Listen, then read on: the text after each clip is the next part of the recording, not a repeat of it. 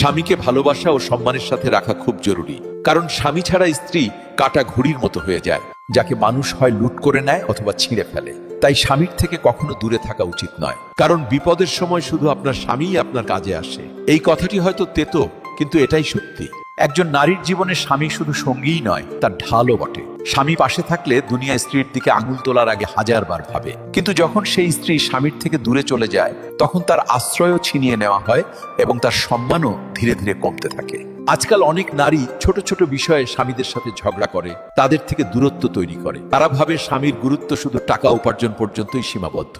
কিন্তু যখন কঠিন পরিস্থিতি আসে, তখনই বোঝা যায় যে ঘরের দরজায় দাঁড়িয়ে স্ত্রীর সম্মান বাঁচানোর জন্য কেবল তার স্বামীই থাকে। স্বামী ছাড়া একজন নারী যতই শক্তিশালী হোক না কেন, সমাজের সামনে তার অবস্থা কাটা ঘুড়ির চেয়ে বেশি কিছুই নয়। আর কাটা ঘুড়ির পরিণতি সবসময় খারাপ হয়। যদি আপনিও মনে করেন যে একজন নারীর সবচেয়ে বড় শক্তি তার স্বামী, তাহলে এই ভিডিওটি লাইক এবং শেয়ার অবশ্যই করুন, যাতে এই কথাটি আরো অনেক নারীর কাছে পৌঁছাতে পারে।